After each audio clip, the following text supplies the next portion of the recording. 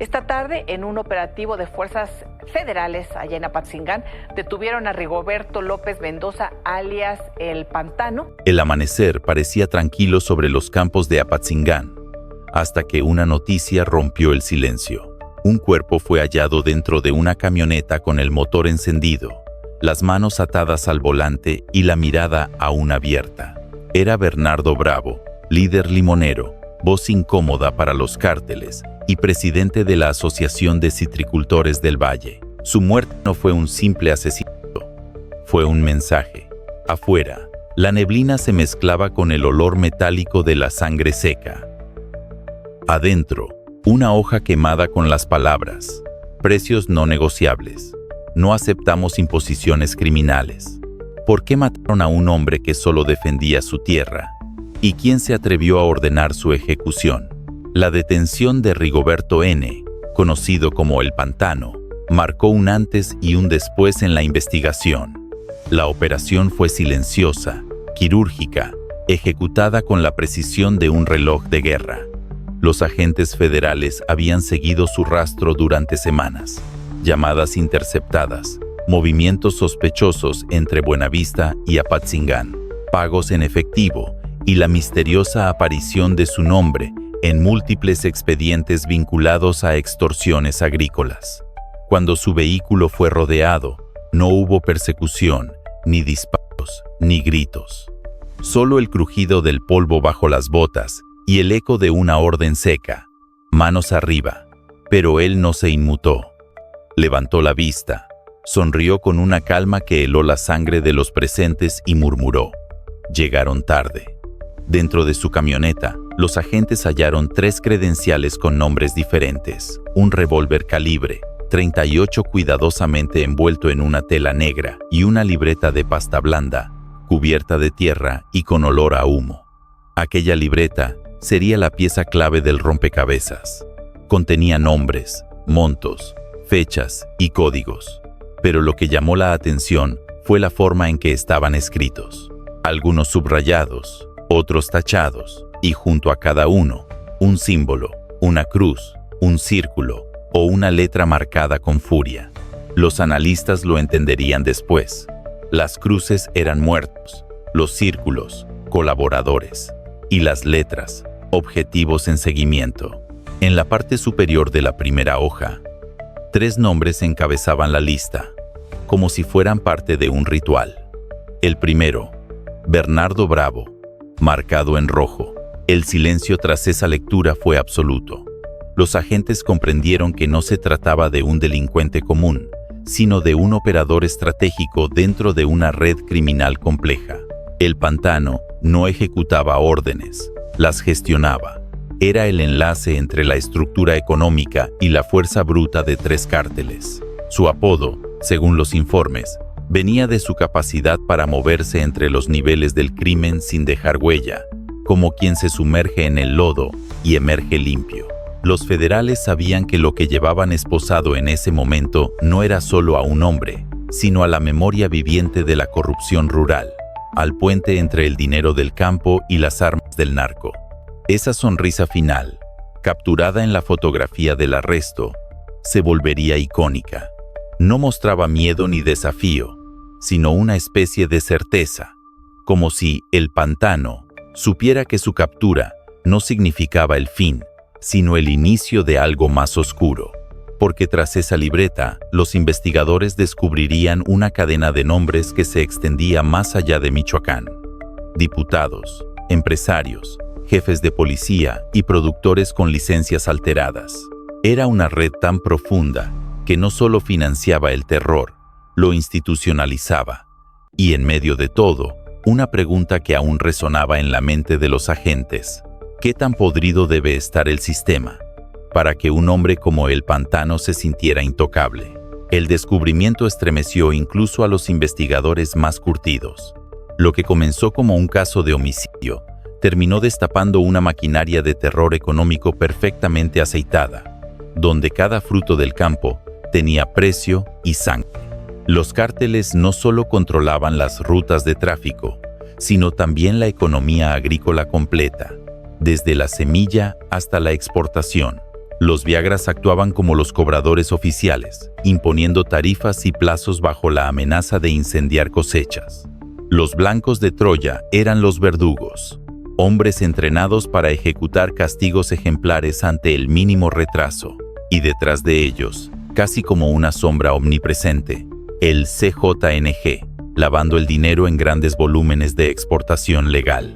Así, cada limón, cada aguacate, cada caja enviada al extranjero, era una moneda pagada con el sufrimiento de familias enteras. En este sistema, el miedo funcionaba como la moneda más estable.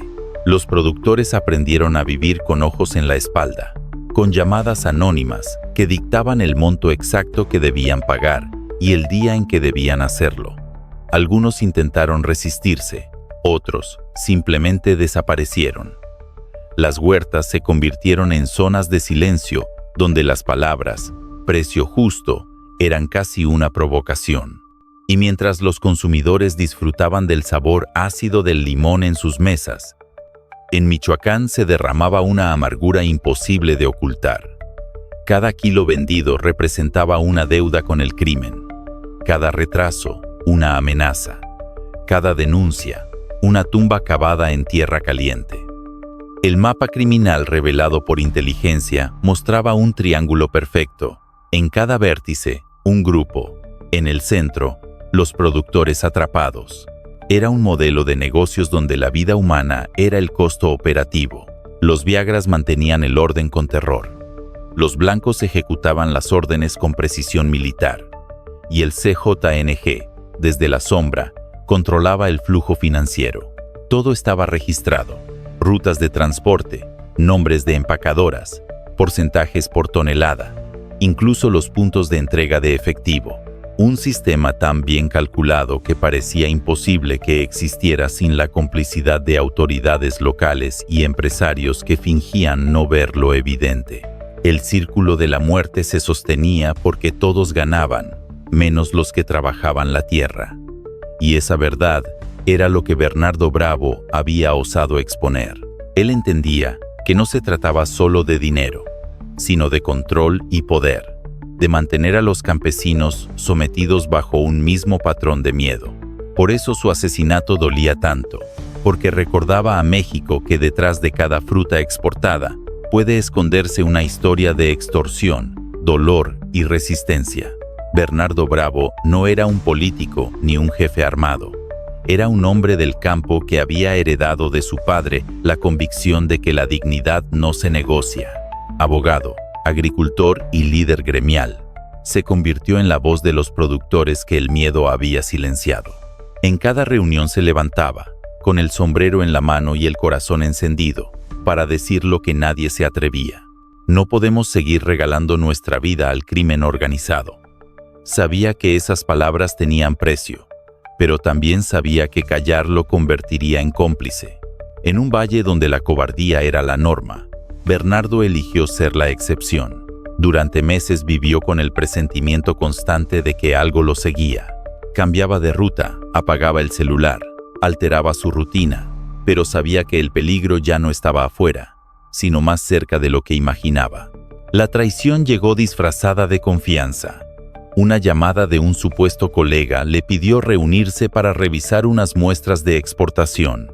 Bernardo aceptó. Subió a su camioneta sin saber que era su último viaje.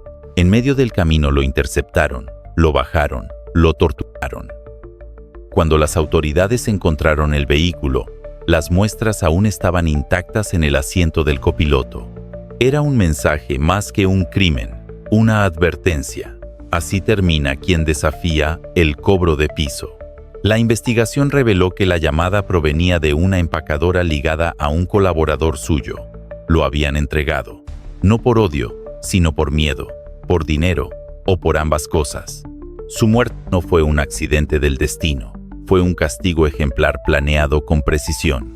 Pero lo que sus verdugos no imaginaron es que, con su caída, Bernardo Bravo se transformaría en algo más poderoso que un líder, en un símbolo, en el rostro de todos los campesinos que aún creen que decir no puede cambiar la historia.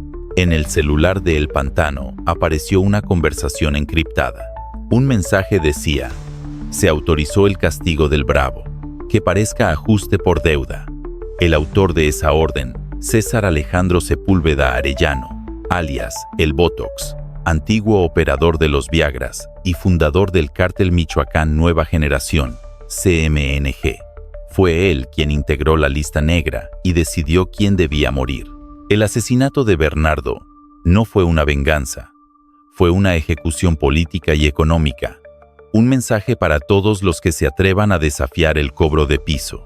A las 1:43 de la madrugada, el helicóptero Black Hawk despegó de Santa Lucía rumbo a Michoacán. A bordo, Omar García Harfuch revisaba los informes con rostro implacable. Hoy, el Estado responde con toda su fuerza. Así nació la Operación Línea Verde, una ofensiva sin precedentes para desmantelar el narcoagro. Agentes federales catearon bodegas, confiscaron libretas, cerraron empacadoras y descubrieron una lista de 32 productores clasificados como P, R o N. Bernardo estaba marcado como N, no coopera. Su valentía se convirtió en símbolo, su muerte en detonante. Las imágenes del cuerpo de Bernardo, aún al volante, recorrieron el país como una herida abierta. Pero más allá del dolor, su historia encendió algo que el miedo había apagado: esperanza. En los campos, los jornaleros se abrazaron. En las redes, un mensaje se volvió tendencia. No murió por el limón, murió por dignidad. Hoy, el nombre de Bernardo Bravo simboliza la resistencia del campo mexicano frente al crimen. Y tú, espectador, que escuchaste esta historia, ¿te quedarías callado si te arrebataran tu tierra, tu trabajo y tu voz? No dejes que su historia se pierda. Comenta: justicia para Bernardo Bravo. Dale like si crees que el valor aún puede más que el miedo. Y suscríbete para conocer más historias.